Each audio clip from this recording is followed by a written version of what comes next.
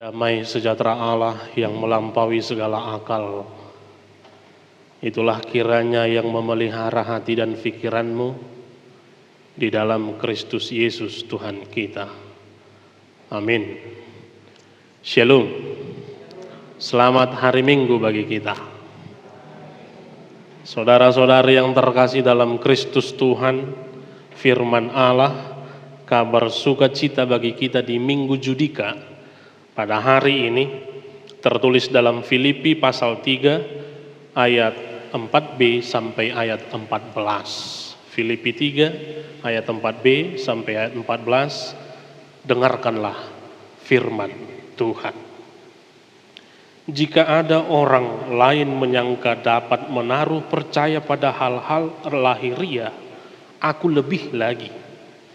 Disunat pada hari ke-8 dari bangsa Israel, dari suku Benyamin, orang Ibrani asli. Tentang pendirian terhadap hukum Taurat, aku orang Farisi. Tentang kegiatan, aku penganiaya jemaat. Tentang kebenaran dalam mentaati hukum Taurat, aku tidak bercacat. Tetapi apa yang dahulu merupakan keuntungan bagiku, sekarang kuanggap rugi karena Kristus. Malahan segala sesuatu kuanggap rugi karena pengenalan akan Kristus Yesus, Tuhanku, lebih mulia daripada semuanya. Oleh karena Dialah aku telah melepaskan semuanya itu dan menganggapnya sampah, supaya aku memperoleh Kristus dan berada dalam Dia, bukan dengan kebenaranku sendiri karena mentaati hukum Taurat, melainkan dengan kebenaran karena kepercayaan kepada Kristus, yaitu kebenaran yang Allah anugerahkan berdasarkan kepercayaan. Yang kukehendaki ialah mengenal Dia dan kuasa kebangkitannya dan persekutuan dalam penderitaannya, di mana aku menjadi serupa dengan Dia dalam kematiannya, supaya aku akhirnya beroleh kebangkitan dari antara orang mati.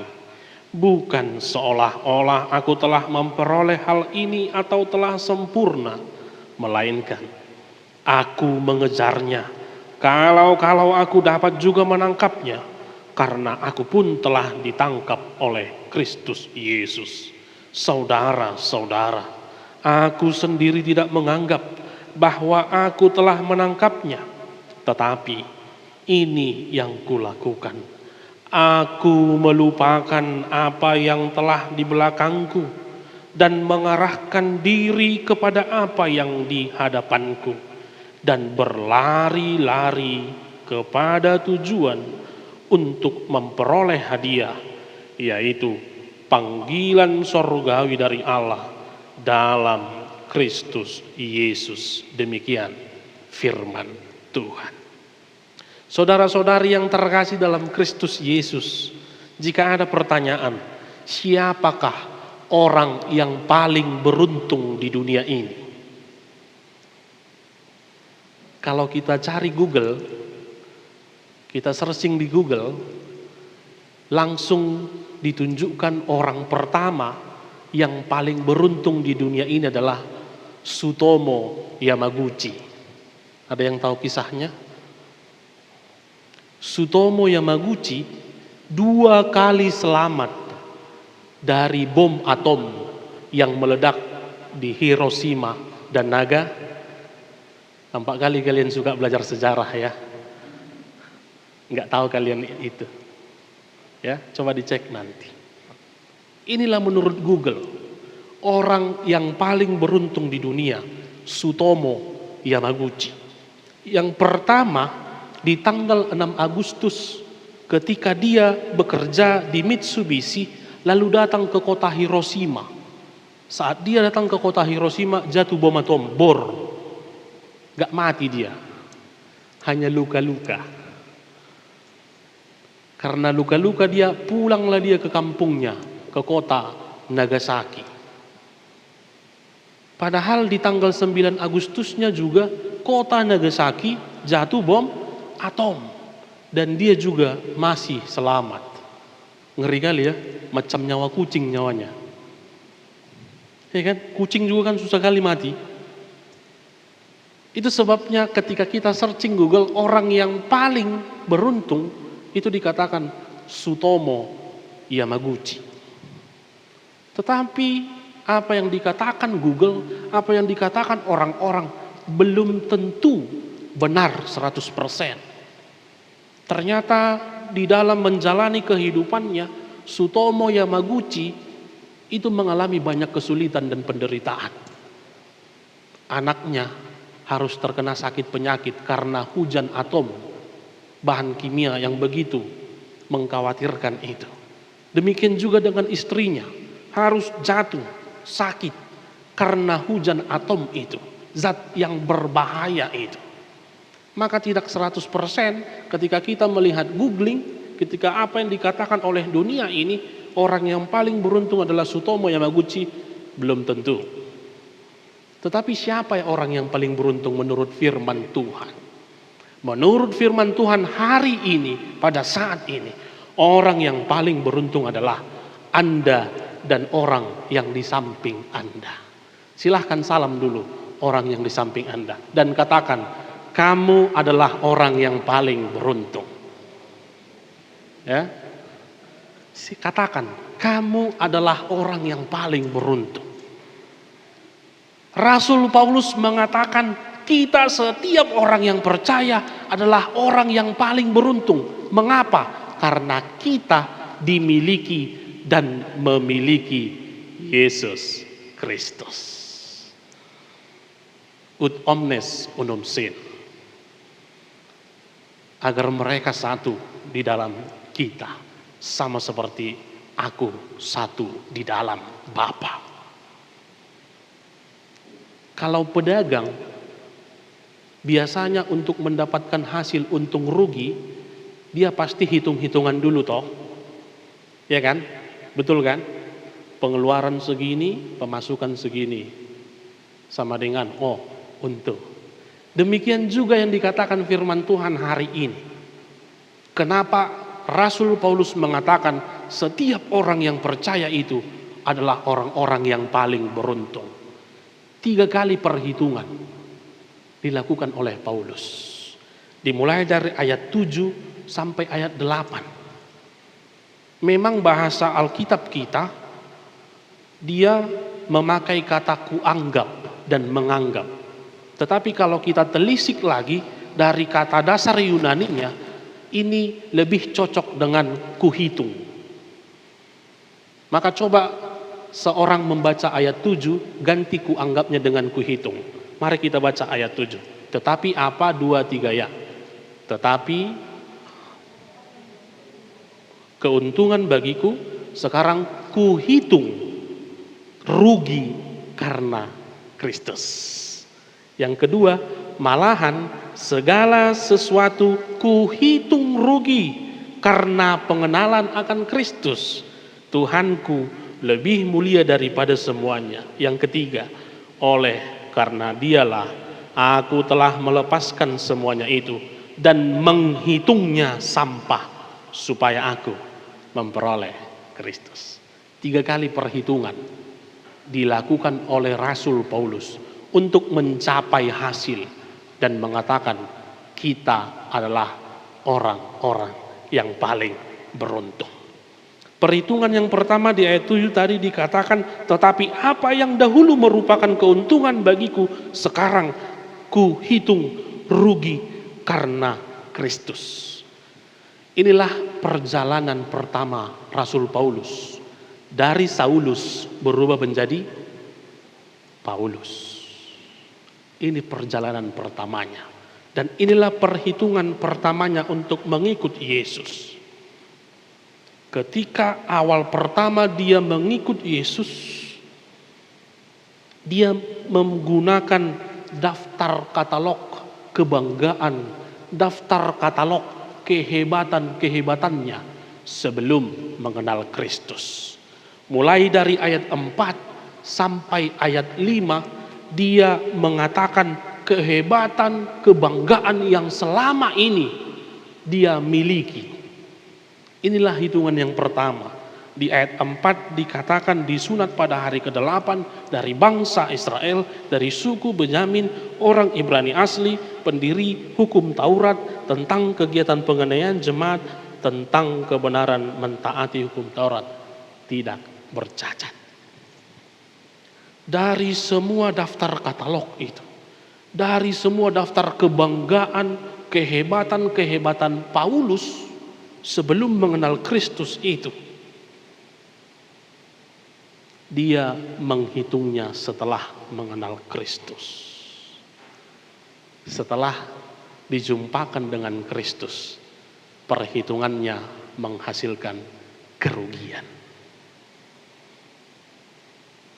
Dari semua daftar katalog itu di ayat 7 Paulus berkata, kuhitung rugi karena Kristus.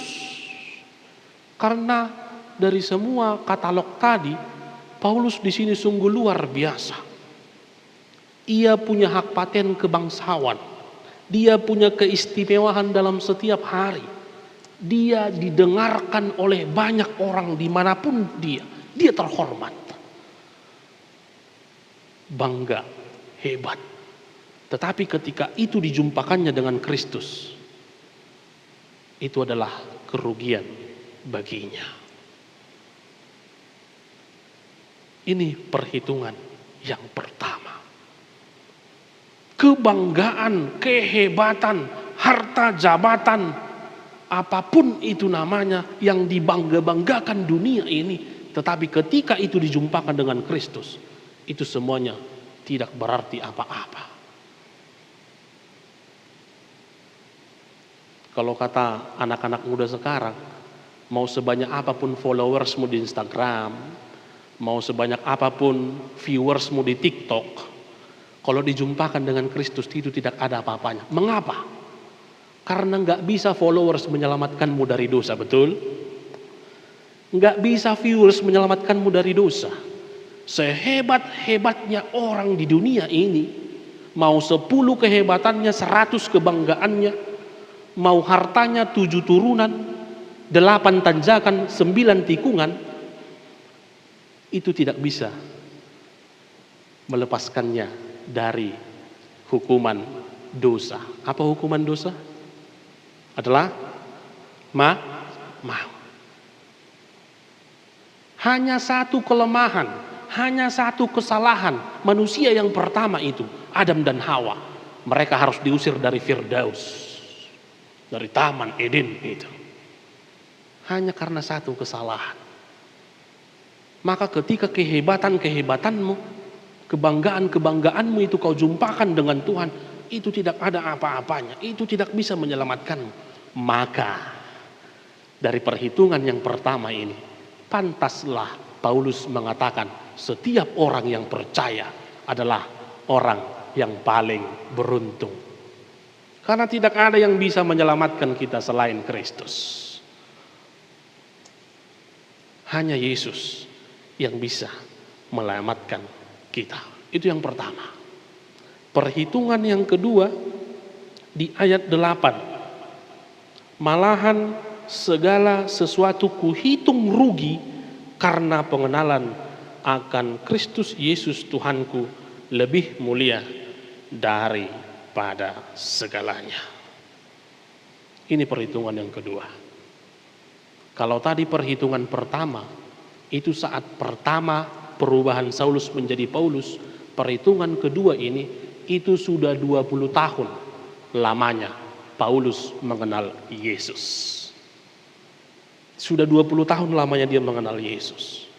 Pasti di dalam pengenalan itu, pasti Paulus banyak mengalami kesulitan-kesulitan. Apalagi dia menjadi pemberita firman, yang tadinya dia paling rajin untuk menghentikan pemberita firman, yang tadinya dia mengancam jemaat-jemaat mula-mula itu, sekarang dia pemberita firman, pasti terjadi penolakan. Ya kan? Siapa ketua Naposo yang baru terpilih? Si Leo ya? Leo. Gak mungkin si Leo ini terpilih kalau gak baik dia, betul? Kalau gak layak dia. Coba kalau si Leo ini nggak pernah nampak di gereja ini, nggak tahu entah orang mana, tiba-tiba jadi ketua, kalian terima nggak? Pasti enggak. Seperti itulah Paulus di sini. 20 tahun dia mengenal Kristus. Yang tadinya dia mencemooh orang-orang Kristen, yang tadinya dia hendak membunuh setiap orang percaya, setelah mengenal Kristus, pasti ada penolakan. Itu kan si Saulus yang sering membunuh kita. Nggak mungkin dia memberitakan firman Tuhan. Pasti banyak kesulitan, pasti banyak penderitaan yang dialaminya kurang lebih 20 tahun setelah pengenalan akan Kristus. Namun yang berbeda, ketika di perhitungan pertama Paulus menggunakan daftar katalog kehebatan-kehebatannya, di perhitungan yang kedua, di kesulitan-kesulitannya ini, dia tidak memiliki daftar katalog lagi. Apa yang hendak dikatakan? Meskipun Paulus bertubi-tubi mengalami kesulitan, penderitaan, penolakan, ketika Paulus mengenal Yesus, kesulitan, penolakan, penderitaan, pergumulan itu tidak jauh lebih hebat daripada Yesus sendiri. Ini yang kedua, perhitungan yang kedua.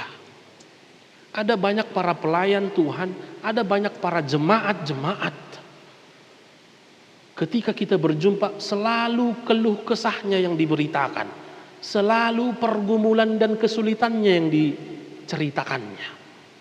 Iya, sudah 3 minggu kami latihan musik untuk mengiringi ibadah sekali sebulan remaja Naposo AKBP Limo. Tapi yang hadir cuma sedikit. Jadi nggak semangat awak mengiringi lagi. Contoh, stop hanya berkeluh kesah, stop hanya menceritakan kesulitanmu.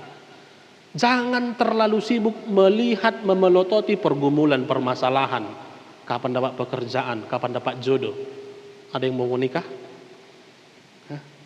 Jangan terlalu sibuk Bapak Ibu, saudara-saudariku, melihat pergumulan itu. Tetapi mari berani melihat ke atas.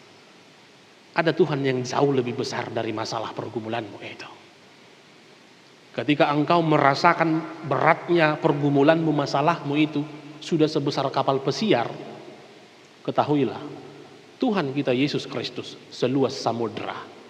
Mana lebih luas, kapal pesiar atau samudra? Samudra dong. Nggak ada kapal pesiar kalau nggak ada samudra. Ini yang kedua. Ketika engkau menjumpakan penderitaanmu, kesulitanmu kepada Yesus, nggak ada lagi itu semua.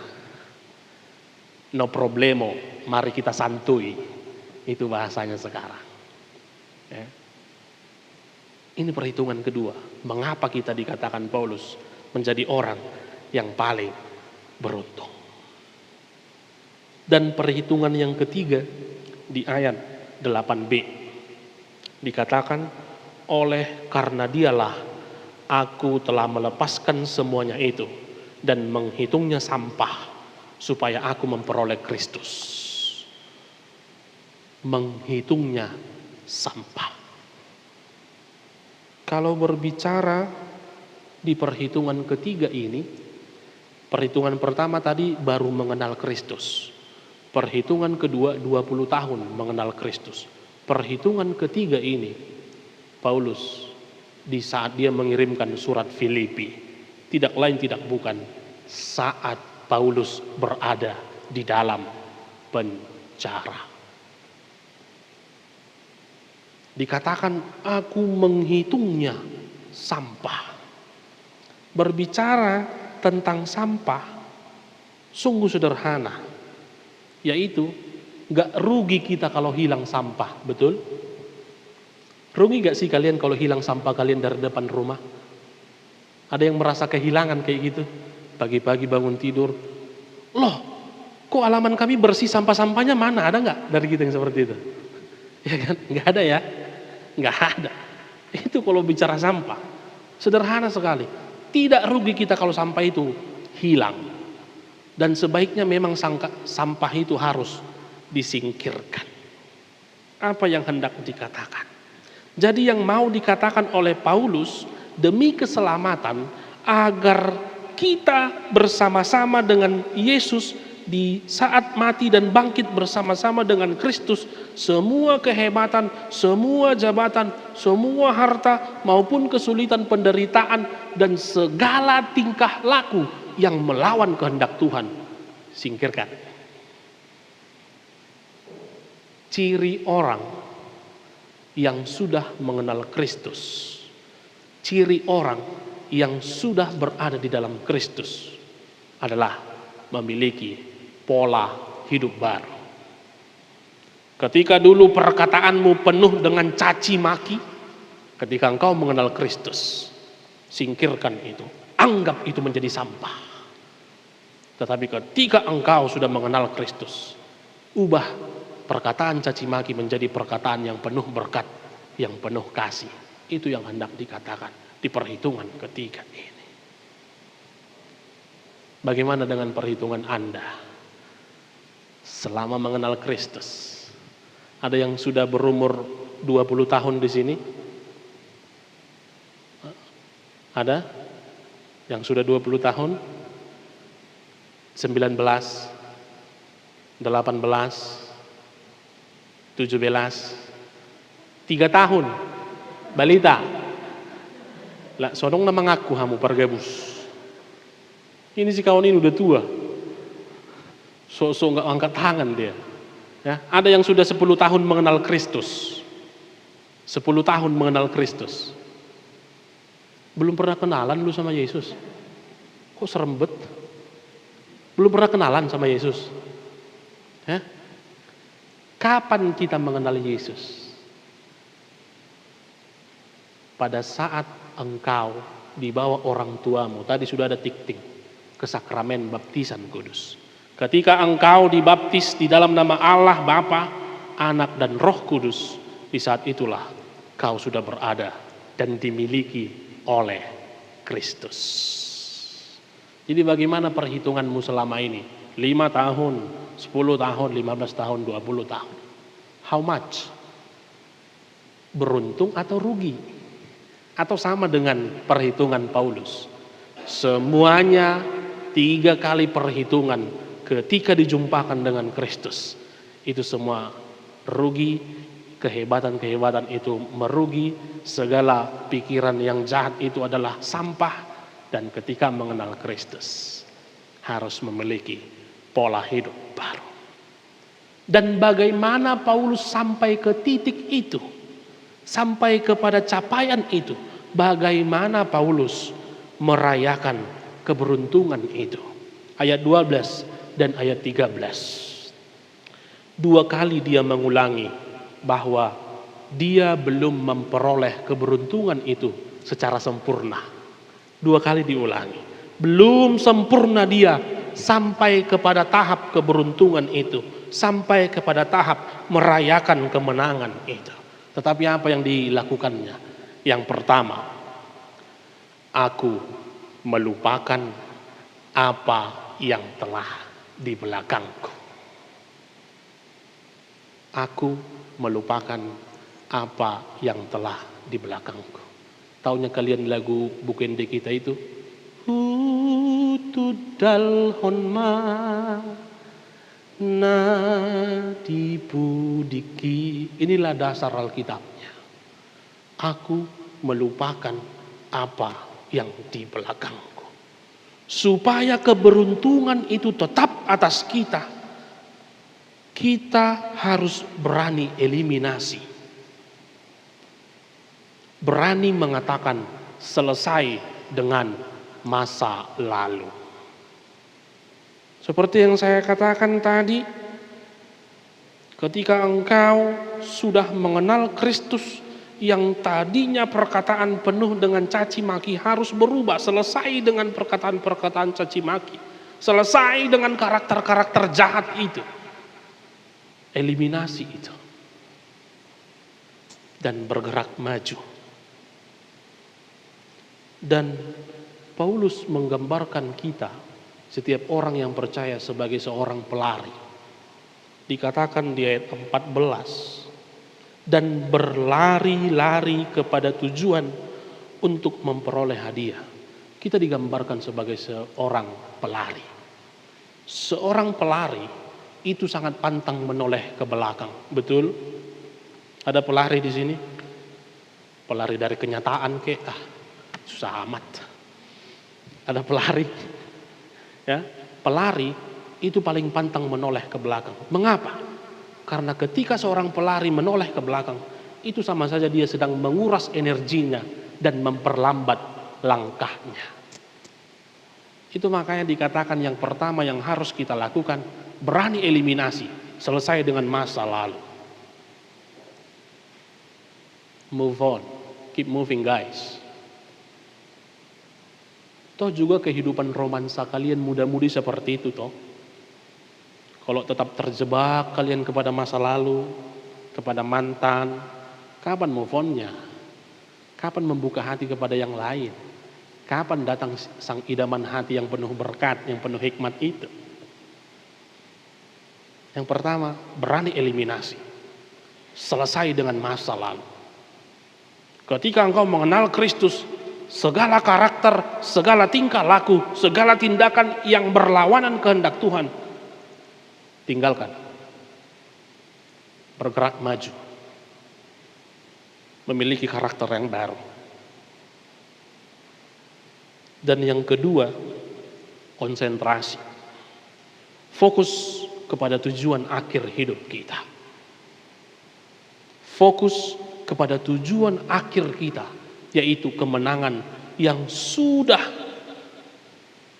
disiapkan oleh Kristus bagi kita. Di ayat 14 dikatakan, dan berlari-lari kepada tujuan untuk memperoleh hadiah, yaitu panggilan sorgawi dari Allah dalam Kristus Yesus. Gereja harusnya menjadi gereja yang maju dan berlari, melakukan tugas panggilan dari Allah, melakukan tugas pelayanannya. Maka sebagai jemaat, sebagai muda-mudi gereja, kalian juga harusnya menjadi jemaat yang misioner, jemaat yang berlari, yang bergerak maju, tidak statis, tidak pasif, tetapi menjadi jemaat misioner yang produktif.